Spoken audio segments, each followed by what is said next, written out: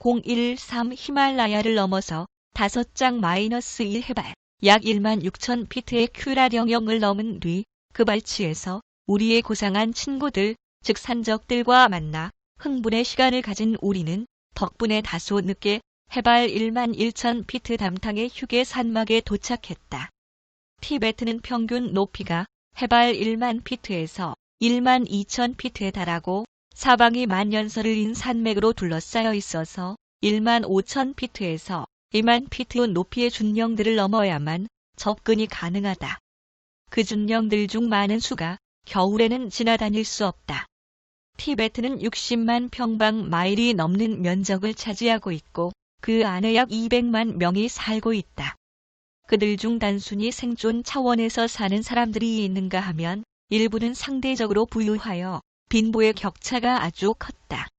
비록 늦은 저녁이었지만 아직도 햇빛이 남아 있었다. 해가 텐첸 사원 뒤에 산맥 아래로 가라앉고 있었다. 사원은 약 5마일 떨어진 산허리에 감추어져 있었다. 우리는 그날 밤 산막에서 지낸 뒤 다음 날 아침 10시경에 양탕으로 가기로 결심했다. 짐꾼이 요리 도구들을 꺼내고 불을 피운 뒤 닭구이와 감자구이를 맛있게 요리했다. 우리는 그날 긴 여정을 소화했고 거의 먹지를 못했다. 자연히 허기가 졌기 때문에 우리는 음식을 맛있게 먹었다. 그것은 이제까지 내가 먹은 음식 가운데 가장 맛있었던 것 같다. 짐꾼은 아코디온을 잘 다루었다. 나는 그에게 노래 몇 곡을 연주하게 시켰다. 그 소리는 낭만적이었고 주변과 잘 어우러졌다. 산막 앞에는 깊은 협곡이, 뒤에는 산이 위치해 있었기 때문에 메아리가 명확하게 생겼다. 세계 어느 곳도 그곳보다 더 메아리가 잘 들리는 곳을 나는 경험하지 못했다. 그 소리는 마치 두 사람이 떨어져서 동시에 연주하는 것 같았다. 마치 서로 주고받는 듯 장단이 척척 잘 맞았다. 우리는 11시가 훨씬 넘어서야 잠자리에 들었다. 나는 피곤했던 터라 통나무처럼 잠에 빠졌다. 아침에 깨어보니 태양이 막 떠오르고 있었다. 나는 부득이한 경우를 빼고는 결코 일출과 일몰을 놓쳐본 적이 없다. 이곳에서의 일출은 내게 특별한 의미가 있는 것 같았다. 파노라마처럼 펼쳐지는 놀라운 색상의 향연은 내 안에 티베트의 신비스러운 느낌을 일깨워 주었다. 그만큼 티베트는 신비로 드리워져 있었다. 티베트에는 극도의 미신과 최상의 숭고함이 나란히 존재했다. 사실상 티베트는 지극히 어두운 무지와 위대한 지혜가 함께하는 극단적인 땅이다. 이곳에서는 기적들이 숨 쉬는 것만큼이나 쉬운 것 같다. 거친 자연은 야생 중의 야생이다. 그러면서도 지극히 아름다운 산들과 협곡들이 존재한다. 크고 작은 폭풍과 고요함이 있고 한낮의 열기와 밤의 냉기가 반복된다. 하나가 사라지자마자 거의 동시에 다른 하나가 들어온다. 인간성도 지독한 더러움과 지극한 섬세함, 최악과 최상이 병존한다. 이곳은 진정으로 극단과 극단이 대비되는 나라이다. 이런 상념들이 마음에 지나가는 동안 햇살이 텐첸 사원의 정문에 부딪히고 있었다. 멀리서 길고 깊은 음색의 총가 소리와 거대한 징소리가 라마들의 옴마니 반매훔 영창 소리와 함께 들려왔다. 협곡을 내려다보니 산 그림자가 사라지고 있었다. 이상한 경이감이 느껴졌다. 대기는 차갑고 청명했다. 바람이 향내음을 실어오고 있었다. 그러자 경치가 더욱 매혹적으로 느껴졌다. 태양이 산 위로 솟아오르고 있었다. 세차게 흐르는 강물이 협곡을 따라 실처럼 이어져 있었다. 반짝이는 분모가 무지갯빛으로 반사되었다. 기묘한 음악, 라마들의 깊은 음성, 향내음. 이것들만으로도 여기 온 보람이 있었다. 어떤 사원들은 거대한 향단지를 계곡을 마주하는 정문에 설치하여 향을 끊이지 않고 계속 피우고 있었다.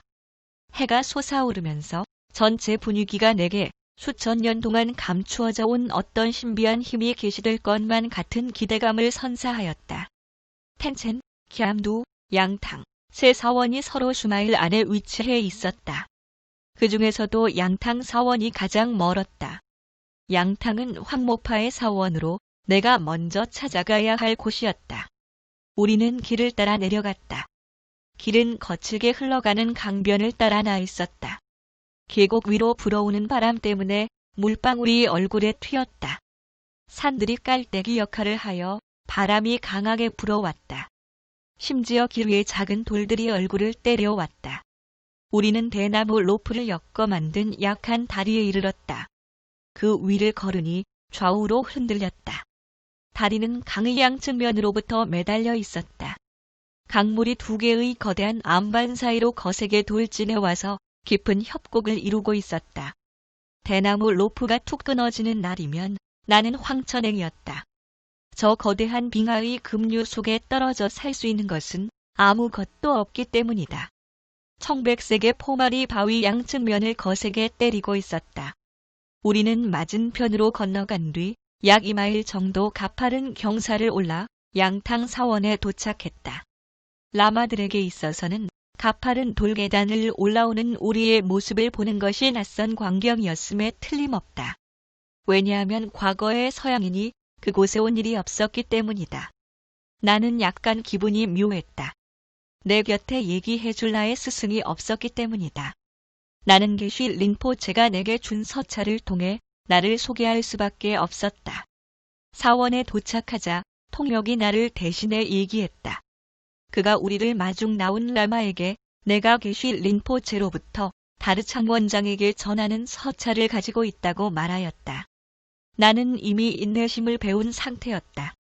이 신비한 금단의 땅에서는 아무것도 빨리 움직이지 않았다. 한참 뒤 나는 사원을 둘러봐도 좋다는 허락을 받을 수 있었다. 안내 라마는 아주 지적인 얼굴을 지닌 연로한 사람이었다. 그가 나를 바라보던 표정이 지금도 생생하다. 그것은 깊은 경이감이었다. 나는 그의 생각이 짐작되고도 남았다. 여기서 당신이 원하는 게 뭐요? 당신 어디서 왔소? 당신 사는 곳은 어떤 곳이오? 게쉬 린포체로부터 받은 서찰에는 뭐가 적혀 있소? 양탕 사원의 벽은 거칠게 잘라낸 거대한 돌들로 지어져 있었다. 이 건물의 총무게를 따지는 것은 불가능했다. 벽의 두께는 7피트 정도 되었다. 거대한 돌들이 놀라운 기술로 차곡하게 쌓아져 있었다. 도대체 어떻게 지어졌는지 나로서는 하나의 신비였다. 지붕은 약 2인치 두께의 노란 슬레이트로 덮여 있었다. 황모파 사원이기 때문인 모양이다. 지붕을 채색하는 방법은 대량의 노란색 안료를 만들어 지붕 위에 씻듯이 쏟아 붓는다고 한다. 벽도 마찬가지 방식인데 흰색 안료를 사용한다. 나는 거대한 중앙홀을 통해서 1층으로 들어갔다. 사방에 보관소들이 있었고 그 위에는 신들을 모신 작은 사당들이 있었다. 이 사당들 안에는 많은 금은 조상들이 있었다. 그 값어치는 상상할 수 없을 만큼 고가이다. 법당 위에는 사원에 여러 도구들을 두는 다양한 방들이 있었다. 거대한 본당 주위에는 라마들이 거주하는 부속 건물들이 있었다. 대법당의 문은 링마탕의 그것처럼 크기가 거대했고 양측면에는 금술이 달린 커다란 능라 휘장이 드리워져 있었다. 대법당 주위에는 멋진 벽화들이 그려져 있었다. 그것들은 그 지방의 수호신과 악마들이었다. 좌측면에는 생명의 바퀴가 있고 진원옴마니 반매품과 더불어 무수한 기도문들이 가득 적힌 커다란 기도 바퀴가 양옆에 있었다. 기도 바퀴의 높이는 약 8에 10피트, 지름은 약 5에 6피트 정도 되었다. 기도 바퀴는 크랭크 핸들로 돌렸다. 한 번 돌 때마다 벨이 울렸다. 이것은 죄를 사함받았다는 신호이다. 사원의 벽면 주위에는 작은 기도 바퀴들이 있었다. 라마가 지나가면서 그것을 손으로 돌렸다. 그것은 공덕을 쌓는 행위로 여겨졌다. 나는 보석들이 박힌 많은 금불상과 비단 깃발들을 보았다. 아마도 수천 파운드의 가치는 될 것이다. 사원은 사방이 온통 회랑으로 둘러싸여 있었다. 내 몸의 2배는 됨직한 튼튼한 나무 기둥들이 천장을 받치고 있었다. 그리고 그것들 주위에 진귀한 디자인의 기다란 비단띠들이 걸려 있었다. 그것들은 모두 라마들의 작품으로 사원을 수호하는 신들뿐만 아니라 부처들과 성자들을 묘사한 것이었다. 법당의 저 끝에는 제단이 있었고 발치에는 금과 은으로 된 수백 개의 버터 등잔들이 타오르고 있었다. 불이 계속 타오르도록 라마가 등잔들에 야크 버터를 계속 채워 넣었다. 달라이 라마만이 사용할 수 있는 제단 옥좌의 꼭대기에는 아름다운 비단 능라 1000개가 매달려 있었다. 우측에는 보다 낮은 자리가 있었다. 그것은 의식 집행자의 자리였다. 좌측에는 원장이 앉는 자리가 있었다. 의식의 집전자는 예불을 인도하고 원장은 라마들에게 설법을 하였다. 그 앞에는 고위 라마들을 위한 자리들이 있었다. 그리고 바닥으로부터 약 6인치 높이로 긴 열의 자리들이 많이 있었다. 그 자리들은 법당의 위와 아래로 모두 한 방향을 향하고 있었다. 라마들이 연화좌 자세로 앉았다. 예불이 진행 중이었다. 사이사이에 차를 마시는 시간이 있었다. 차를 나누어주는 사람이 차를 따라 주었다. 각각의 라마는 자기 찻잔을 가지고 있었다. 그들은 하루 종일 수시로 차를 마신다고 한다. 거무칙칙한 공양간에는 높이 약 5피트, 직경 약 4피트의 거대한 무수의 솥들이 있었다. 차는 그 솥들에서 끓여졌다. 그 속에 중국차와 냄새 고약한 버터 덩어리와 소금을 넣고는 하루 종일 계속 달였다. 필요할 경우 물과 다른 재료들을 첨가했다. 수백만 파운드의 차가 매년 티베트로 수입된다고 한다. 하루에 한 사람이 먹는 평균 양은 2공에 3공잔에 달했다.